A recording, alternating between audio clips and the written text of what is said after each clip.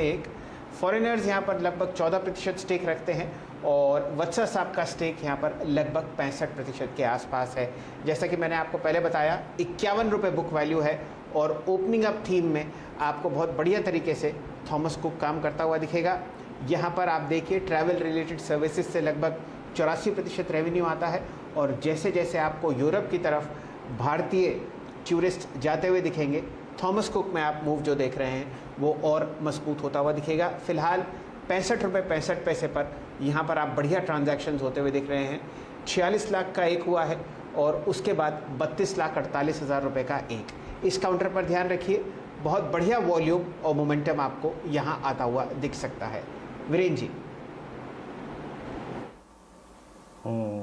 Thomas cook शैल जी आपके screen पे 65 पर और 66 एक पॉइंट है जिस पर आपको नज़र रखनी है। वो एक मेजर रिवर्सल पॉइंट होगा इस स्टॉक के लिए।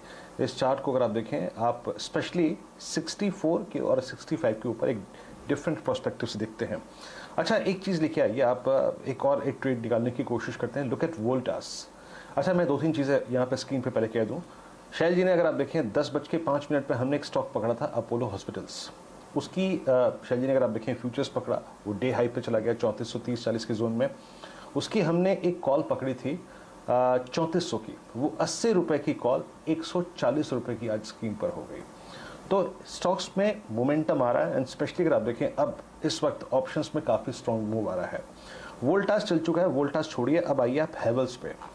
आशीष जरा आप हैवेल्स की प्लेसमेंट देखिए और ये भी कहीं ना कहीं ये जो पूरी की पूरी ट्रेजेक्ट्री है जो कि 17 फरवरी से लेके आज तक मेंटेन्ड है, स्लोपिंग डाउनवर्ड चैनल, उसके हाईएस्ट क्लस्टर को यानी उस स्लोपिंग डाउनवर्ड चैनल को काटने की कोशिश करता हुआ 1063 पे ट्रेड कर रहा है। इसकी 1080 की कॉल लेके आइए, मैं ज़्यादा दूर नहीं जा रहा हूँ आशीष। 1080 की कॉल इसकी हार्डली ट्रेड कर रही है 28 रुपये पे। स्क्रीन पर 28 रुपये उसका प्रीमियम आएगा। अभी आप कैसे अप्रोच करेंगे हैवेल्स को? और कितनी हो गई अब? 30 आ गई अब आपकी अप्रोच इस ऑप्शन पे।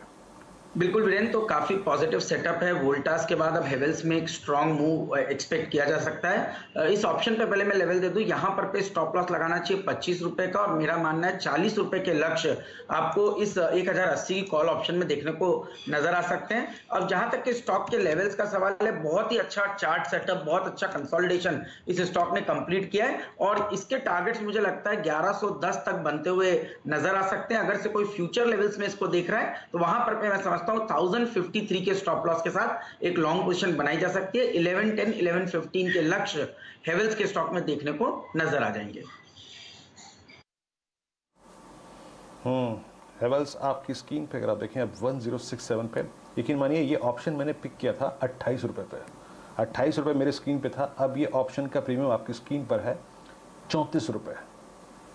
34 रुपए स्क्रीन पे हो गया और हेवेल्स अब डे हाई पर 1068 पे दिन के सर्वोच्च रुपए। आप स्विंग प्रोस्पेक्टिव से ट्रेड कर रहे हैं तो एक ट्रेड आपकी स्क्रीन पे मैच्योर हो चुका है, नो डाउट। लेकिन अगर आप पोजिशनल प्रोस्पेक्टिव से ट्रेड कर रहे हैं तो आप आशीष के नंबर्स को और लेवल्स को याद रखिएगा। अब ये ऑप्शन ट्रेड करता हुआ करीब करीब 34 रुपए 10 पैसे पे। शैल जी 34.40। वीरेन जी, कहीं ऐसा ना हो जाए कि हैवेल्स की आप इतनी चर्चा कर रहे हैं स्क्रीन पर और वोल्टास के ट्रेडर नाराज़ हो जाएं आपसे। ये भी दिन के उच्चतम लेवल पर चल रहा है 1006 और सुबह सुबह अगर आप हमारे साथ जुड़े हुए थे तो सतपुते साहब ने यहाँ पर एक बढ़िया लॉन्ग कॉल दी थी।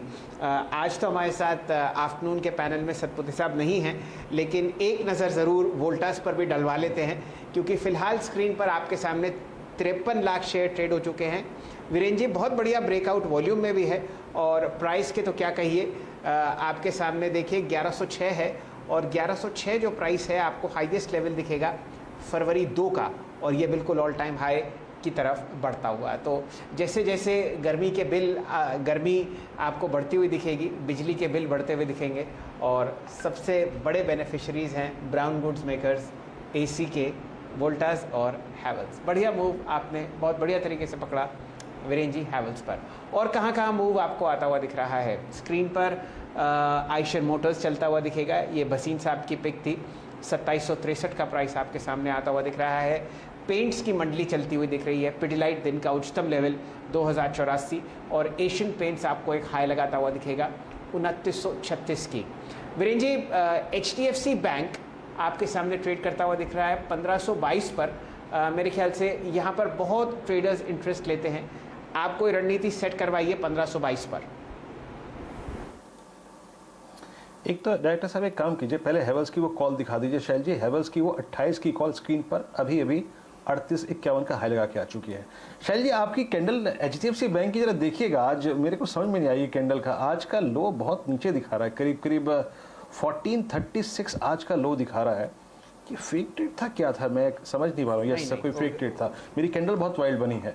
ओके, हाँ, एक काम करते हैं, जरा स्क्रीन पे आप इसके चार्ट लेके आइए, कैंडल स्टिक्स। और चार्ट अगर आप देखें अच्छे भी हैं।